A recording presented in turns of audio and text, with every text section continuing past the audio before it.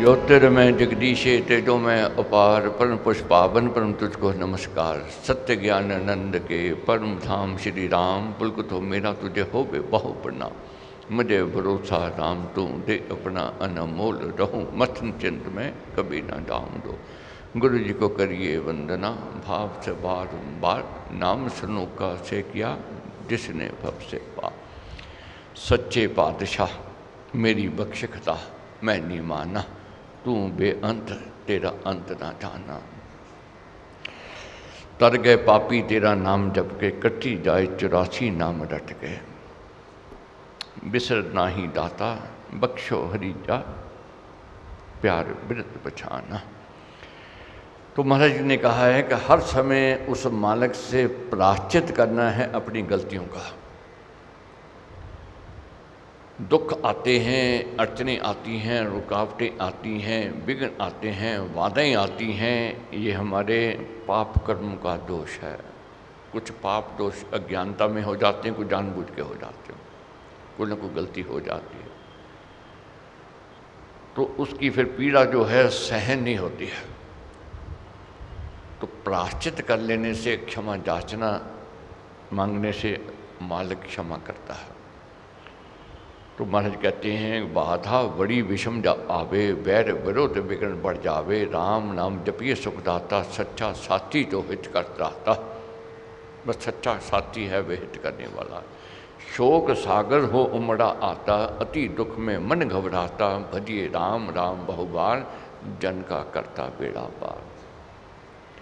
शोक होवे, दुख में घिर जावे, तो धैर्य नहीं छोड़ना है, मन को नहीं छोड़ना है, उसकी आराधना कर लेनी है। मन जब धैर्य को नहीं पावे, कुछ चिंता चित्त को चूर बनावे। राम नाम जपे चिंता चूरक, चिंता मनि चित्त चिंतन पूरक। राघव कथा पढ़ रहे हैं इन दिनों, ये ज्ञान का प्रकाश देती है, जीने की कला सिखाती है। गृहस्थियों के लिए ये उत्तम ग्रंथ माना गया है। इसका परायण करने से पाप कर्मों की खेती जो होती है सूखने लग जाती है, और पुण्य कर्मों की खेती फलने फूलने लग जाती है। तो ये यज्ञ साधारण यज्ञ नहीं है, बहुत प्रेरणा देता है गृहस्थियों को। कोई ना कोई पीड़ा, कोई ना कोई दर्द हमें रहता है, नित्य प्रतिदिन हमें विचलित करता है। नानक दुखिया सब संसार, कोई ना कोई पीड़ा है, दर्द है। यही महाराज ने इसमें समझाया है कैसे इसका निवारण हो सकता है। राजा दशरथ के घर में सुख के सब साधन थे, मगर सुख का अभाव था। दौलत थी बेशुमार, बंगले थे, बड़े बड़े महल थे, मगर नहीं था तो आंगन सूना था, बच्चे का अभाव था। वह उन्हें विचलित कर रहा था, उदासीनता निराशा की ओर ले जा रहा था। मगर गुरु ने प्रेरणा दी। गुरु ने कहा कि मन को नहीं छोड़ो, धैर्य को नहीं छोड़ो, उस मालिक के आगे प्रार्थना कर लो, निवेदन कर लो, प्रायश्चित कर लो, वह मेहर करने वाला है। गुरु प्रेरणा से पुत्रेष्टि यज्ञ किया। एक की चाहना थी मगर 4 पुत्र मिले, ये मालिक की रहमत हुई। तो यज्ञ से प्रसादी मिलती ही मिलती है जो भाव से करता है। ये रामायण जी का पारायण करते हैं, अपने अपने जो प्रश्न है उसका उत्तर मिलता है। अब कहाँ सुख का अभाव था, एक नहीं 4 पुत्र हो गए, अब तो सुख होना चाहिए। गृहस्थ में सुख आता है, आगे फिर दुख में गिर जाता है, व्यक्ति चिंता में गिर जाता है। एक चिंता से मुक्त होता है, दूसरी तीसरी चौथी चिंता शुरू हो जाती है। ये पल पल पर आवेगी। अब जब बच्चे पढ़ लिख गए, युवा अवस्था में आ गए, अब माँ बाप को हर एक को सोच होती है कि अच्छी लड़की मिल जाए। ये नहीं होता है कि लड़की वाले ही सोचते हैं कि अच्छा वर मिल जाए, अच्छा घर मिल जाए। यही समझना है, जानना है। लड़के वालों को भी चिंता होती है कि अच्छी बहू आ जाए जो घर को स्वर्ग बनावे। ऐसा ना हो कि अच्छी लड़की ना आवे, घर को नर्क ना बना दे, ये सोच होती है।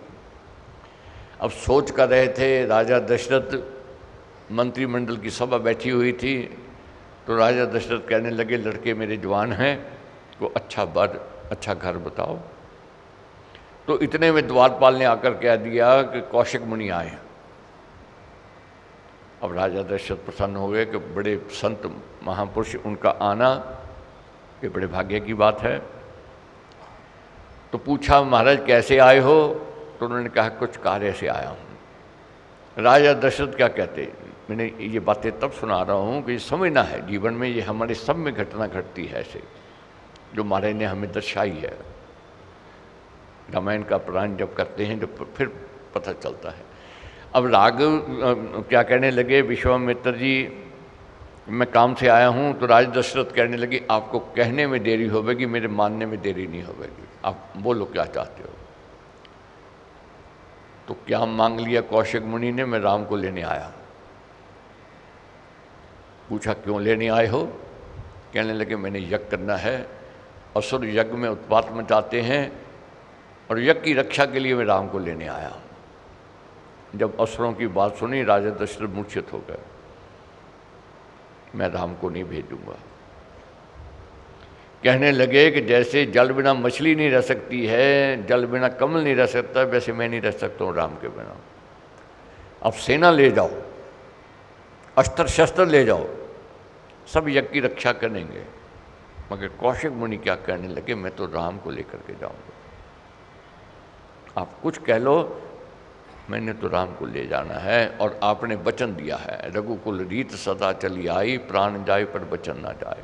अब वचन से पीछे हट रहे हो, अब वचन से पीछे हट रहे हो, तब क्या कहते हैं कौशिक मुनि, हे राजन अगर मेरी बात नहीं मानोगे मैं यहाँ धरना दे दूंगा।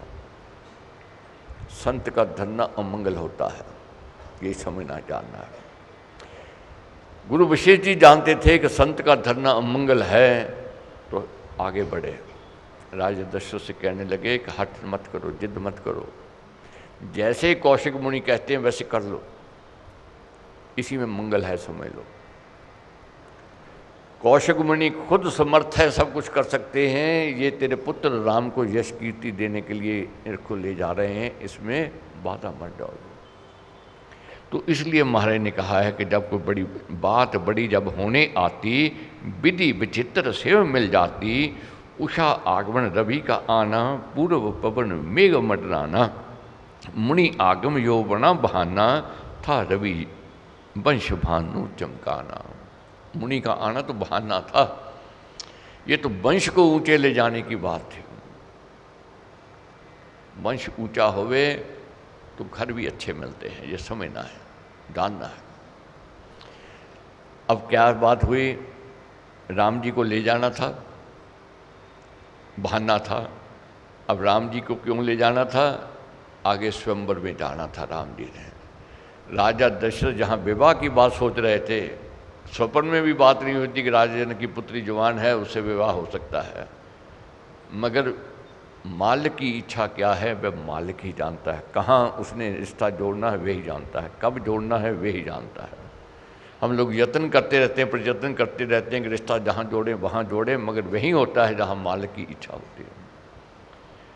अब भेज दिया राम जी को, मन नहीं था, अनमने मन से भेजा, मगर राम जी गए तो बन गए। सीता जी के साथ विवाह भी हुआ।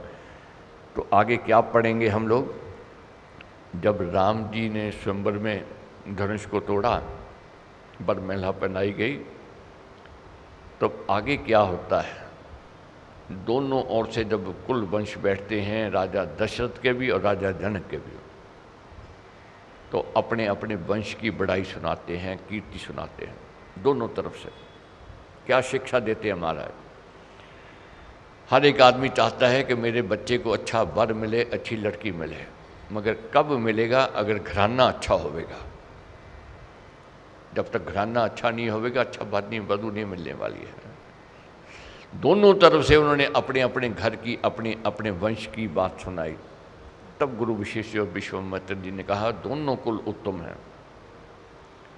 इसलिए क्या जानना है, क्या समझना है, ऐसे कर्म करने हैं जिनसे हमारे बच्चों की कीर्ति बढ़े, उनका मान सम्मान बढ़े। ऐसे कर्म नहीं करने हैं कि बच्चे भी लज्जित हो में हमारा नाम लेने में, संकोच करें हमारा नाम लेने में। मगर राजा दशरथ ने, राजा जनक ने बड़े फक्र से अपने कुल और वंश का नाम लिया कि मैं उस कुल से हूँ, उस वंश से हूँ। चारों के विवाह निश्चित हो गए वहाँ। तो इसमें ये भी समझाया महाराज ने कि संसार में जो प्राणी है पतनशील प्राणी, कहा जलवती नीचे जाए, बड़ा स्वभाव वीर भी अथ कौन को पाए। कोई प्राणी ऐसा नहीं है संसार में जिससे गलती ना हुई हो, सबसे गलतियां हो जाती हैं। मगर कुछ रिश्ते ऐसे होते हैं जो तजे नहीं जाते, जो छोड़े नहीं जाते हैं।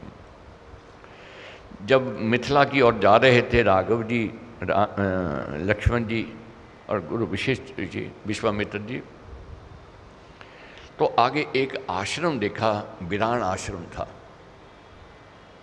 हरा भरा प्रदेश, मगर आश्रम वीरान था। तो प्रश्न किया राघव जी ने कौशिक मुनि जी से, प्रांत इतना खुशहाल है जी, आश्रम वीरान क्यों है? तो कौशिक मुनि कहने लगे ये गौतम मुनि का आश्रम है।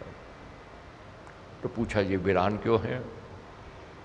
तब उन्होंने कथा सुनाई, गौतम मुनि ने श्राप दिया अपनी पत्नी को, अहल्या को, वह पत्थर बनी पड़ी है, तभी से ये आश्रम वीरान हो गया। और गौतम मुनि अपनी पत्नी का परित्याग करके यहाँ से चले गए। कथा सुनी, सब समझी। ऐसी कथा भी प्रचलित है कि अहल्या बहुत सुंदर थी, इंद्र उनसे प्रेम करते थे। तो एक दिन गौतम मुनि अपनी कुटिया से बाहर दूर गए, तो इंद्र भेष धारण करके गौतम मुनि का अहल्या की कुटिया में आ गया। अहल्या समझ नहीं पाई, पहचान नहीं पाई, गलती हो गई। अब जब बाहर निकलने लगे, जो इंद्र थे गौतम के भेष में, तो उधर से गौतम मुनि आ गए। गौतम मुनि ने इंद्र को देख लिया, पहचान लिया। क्रोध आया अपनी पत्नी पर, श्राप दे दिया। क्या श्राप दे दिया? पत्थर बनी रहो, श्वास चल रहे हैं मगर आंखें तेरी देख नहीं पावेंगी, कान तेरे सुन नहीं पावेंगे, वाणी तेरी बोल नहीं पावेगी, पत्थर बना दिया। जब राघव जी को ये सुनाया कौशिक मुनि ने कि कैसे पति ने पत्नी का परित्याग किया, वह पत्थर पड़ी है, ये आश्रम वीरान हो गया, तो राघव कहने लगे कि मैं चलना है, मैंने देखना है, देवी के दर्शन करने हैं। तब अहल्या के पास गए, चरण स्पर्श किए और अहल्या का उद्धार किया। तो उधर गौतम मुनि को पता लग गया कि ऐसे राघव आए हैं, अहल्या का उद्धार किया है। गौतम मुनि आ गए। तो राघव जी ने क्या कहा? कहा राम ने मुनिवर सोचो, किए अपने कर्म अलोचो, काजल कोठी में जा वैसे, कालख कहिए लगे न कैसे, कीचड़ में जन कूदे जो ही, रहे नहीं निर्लेप भी सोही, जग में जन्मा जो जन प्राणी है अलिप्त, ये जाए ना जाने। संसार में किसी ने जन्म लिया है और कहे मेरे से गलती नहीं हुई है, वही झूठ बोला है। कीचड़ में कूदे और कहे मेरे को कीचड़ नहीं लगा है, वह झूठा है। काली कोठरी में जावे कहे मेरे को कालख नहीं लगी, वह झूठ बोल रहा है। संसार में आया है, कोई ना कोई गलती हो जाती है, भूल चूक हो जाती है, मगर इसका ये नहीं है कि दंड देना है। कैसे? तूने पत्नी का त्याग कर दिया, ये तूने अन्याय किया है, ये नहीं करना चाहिए। त्याग करना है, क्या करना है? तजिए क्रोध कर्म कटु खोटे, बैर कपट छल छोटे मोटे, तजिए नहीं पत्नी सुत भाई, माता तात सन मित्र सखाही, जातिक हित स्व देश भलाई, होना दुखिया दीन सहाई, तजे नहीं सधर्म कभी भी, मनन विपत्ति आवे जबी है। कितनी भी विपत्ति क्यों ना जावे, धर्म नहीं छोड़ना चाहिए, पत्नी का त्याग नहीं करना चाहिए, पुत्र का त्याग नहीं करना चाहिए, और माता पिता का त्याग नहीं करना चाहिए, और जो धर्म कहता है वह करना चाहिए।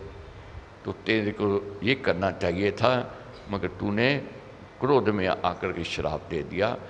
तब गौतम मुनि ने अपनी गलती का एहसास किया। मैंने ये थोड़ी बातें इसलिए मैंने सुनाई है, ये जीवन में घटनाएं घटेंगी, हमारे दुख सुख आवेंगे, अपने पराये होवेंगे। तो कैसे इसमें से निकलना है, ये महाराज ने हमें समझाया है, दर्शाया है।